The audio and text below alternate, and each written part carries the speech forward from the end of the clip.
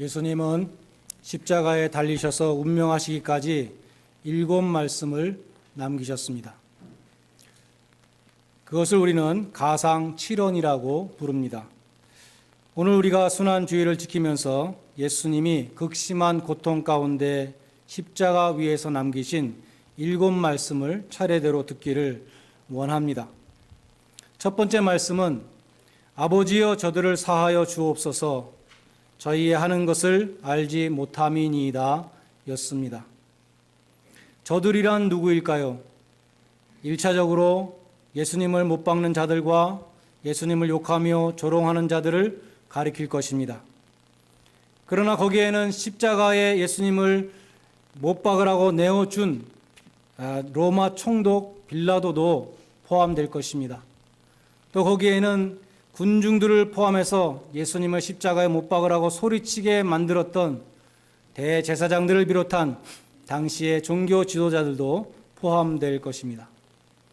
대제사장에게 예수님을 돈 받고 팔아넘긴 가룟 유다도 있었고, 대제사장의 집들에서 예수님을 모른다고 3번이나 예수님을 부인했던 베드로도 있었습니다.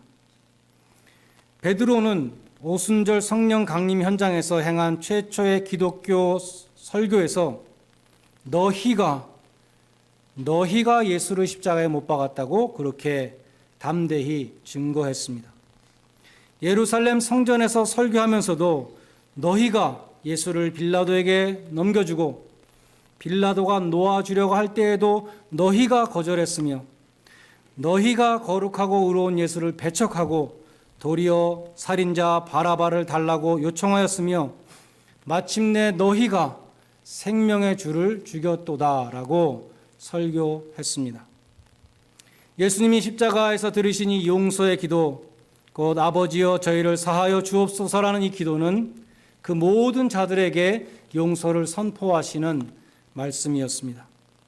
예수님을 십자가에 못 박도록 적극적으로 혹은 소극적으로 역할을 한 사람들 뿐만 아니라 예수님을 버리고 도망간 제자들에게도 용서를 선포하시는 말씀이었습니다. 뿐만 아니라 하나님 앞에 죄를 짓는 모든 죄인들에게 용서를 선포하시는 기도였습니다. 바로 저와 여러분에게 용서를 선포하시는 기도였습니다. 예수님이 십자가에서 하신 두 번째 말씀은 내가 진실로 진실로 내게 이르노니 오늘 내가 나와 함께 낙원에 있으리라는 말씀이었습니다. 예수님의 십자가 좌우에 두 강도가 함께 달렸습니다. 한 강도는 예수님을 보면서 조롱했습니다. 당신이 정말 그리스도라면 우리를 구원해 보시오. 그러나 다른 강도는 말했습니다. 우리는 죄를 짓고 우리 죄값을 받지만 저 사람은 아무 죄 없이 저렇게 십자가에 달렸다. 예수여, 당신의 나라 임할 때에 나를 생각하소서. 한 강도는 자신의 죄를 깨닫고 예수님께 구원을 간청했습니다. 그리고 그는 구원을 받았습니다. 내가 진실로 진실로 내게 이르노니 오늘 내가 나와 함께 낙원에 있을 것이다. 그는 십자가형을 받을 정도로 중대한 죄를 지은 강도였지만 그 마지막 순간에 예수여 나를 불쌍히 여기소서 그 한마디 구원의 요청을 하고 구원을 받았습니다. 구원을 얻겠다고 평생 수도원에서 고행을 하고 있는 수도사가 볼 때 얼마나 억울한 일이겠습니까? 어떻게 그렇게 마지막 순간에 말 한마디로 구원을 얻을 수가 있는가? 이 사건은 구원이라는 것은 자격이나 공로로 얻는 것이 아니라 오직 은혜로 주어지는 것이라는 것을 극적으로 보여준 사건이었습니다. 예수님이 죄인의 죄값을 대신 치르셨습니다. 그렇기 때문에 나는 죄인입니다. 나는 영원한 심판과 형벌을 받을 수밖에 없는, 죽을 수밖에 없는 죄인인데 예수님의 그 십자가의 보혈을 내가 믿사오니 나를 불쌍히 여겨 주옵소서. 그렇게 기도하는 사람은 죽기 직전에 강도라 하더라도 하나님이 구원하신다는 것입니다. 그것이 복음이었습니다. 예수님은 회개하는 강도에게 구원의 복음을 선포하셨습니다. 예수님의 세 번째 말씀은 여자여 보소서 아들이니이다 였습니다. 이어서 요한에게 보라 내 어머니라고 말씀하셨습니다. 십자가 밑에서 참혹하게 죽어가는 아들의 모습을 지켜보고 있던 그 어머니 마리아의 마음은 얼마나 찢어지고 있었을까요?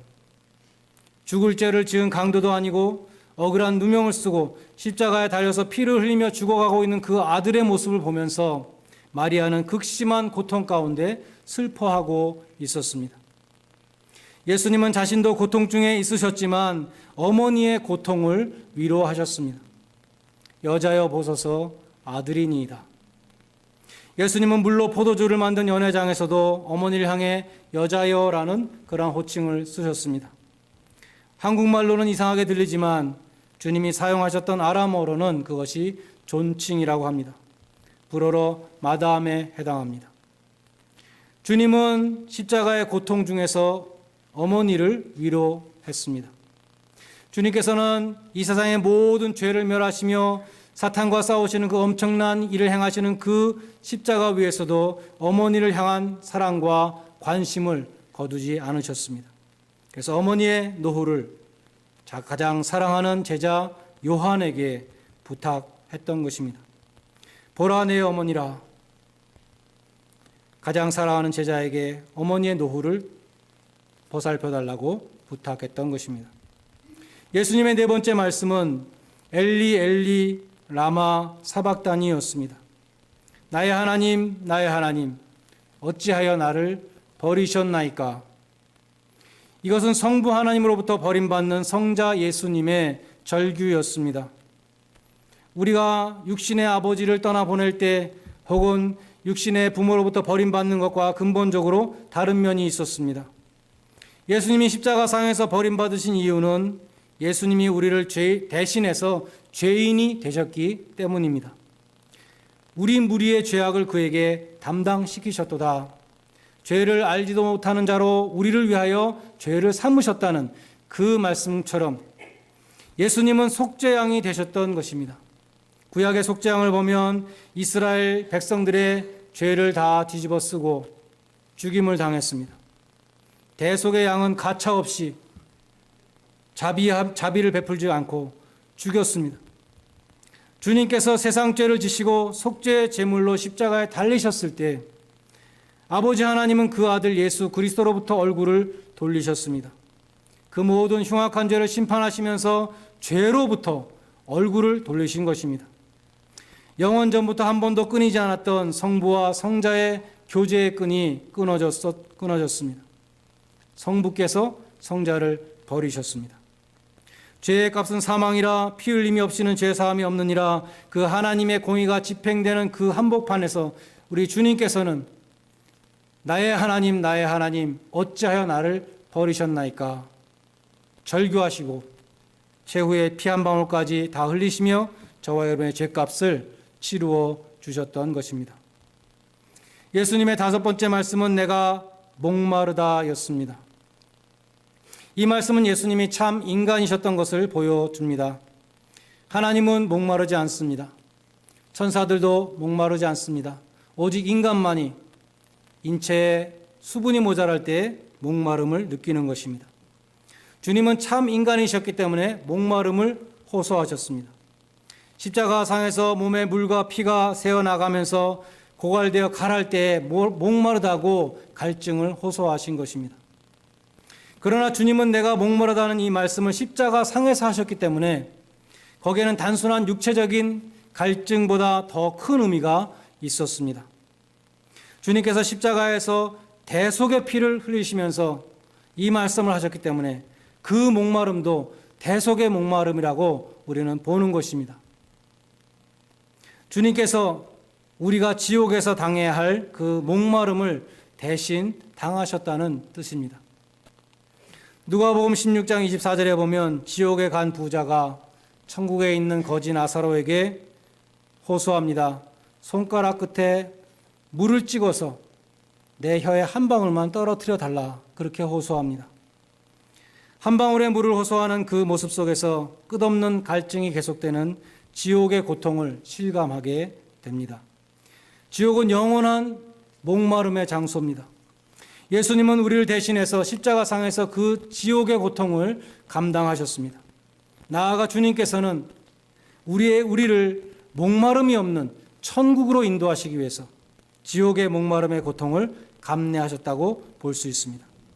성경에 보면 천국은 목마름이 없는 곳이다 여러 곳에서 말씀합니다. 계시록 22장 1절에 보면 영원히 목마르지 않는 생명수의 강이 하나님과 및 어린 양의 보좌로부터 흘러나온다. 천국은 그렇다고 말씀하고 있습니다.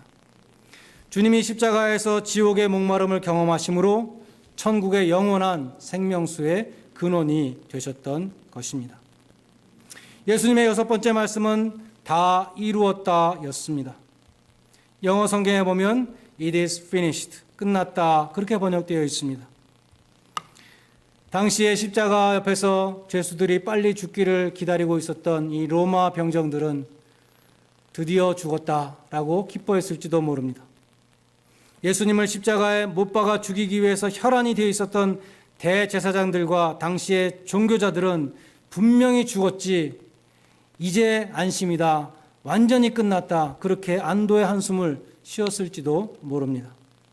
예수님의 제자들은 이제 우리의 희망은 다 사라지고 이제 다 끝났다라고 절망했을지도 모릅니다. 그러면 예수님은 무슨 의미로 다 이루었다고 선언하셨을까요? 무엇보다도 예수님은 이 세상에 오신 목적을, 하나님이 보내신 목적을 다 이루었다 그렇게 말씀하신 것입니다. 또 다 이루었다는 이 말씀 속에는 다 치루었다는 뜻이 있었습니다. 영어로 paid off라는 뜻이 있는데 죄의 빚을 다 갚았다라는 그러한 뜻이 있었습니다. 골로새서 2장 14절에 보면 공동 번역으로 보면 우리의 빈문서를 무효화하시고 그것을 십자가에 못 박아 없애버리셨습니다. 그런 말씀이 있습니다. 예수님이 우리의 빈문서를 십자가에 못 박아 버렸다는 것입니다. 우리의 죄값, 우리가 받아야 될 죄의 형벌, 그 값을 다 치르시고 paid off라고 그렇게 선언하셨다는 것입니다. 예수님이 십자가상에서 남기신 일곱 번째 말씀은 아버지여 내 영혼을 아버지 손에 부탁하나이다 였습니다. 이 말씀은 시편 31편 5절의 인용입니다.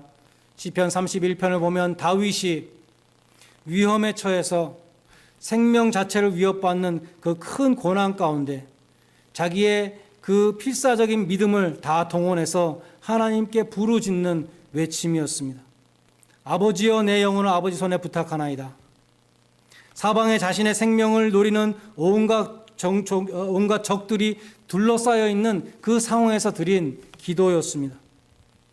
주님은 이제 그 생을 마치시면서 십자가를 둘러싼 그 모든 사람들이 욕하고 저주하고 조롱하며 침뱉으며 창으로 찌르는 그 모든 상황 가운데 아버지의 인도하심을 확신하며 이 말씀을 인용하셨습니다.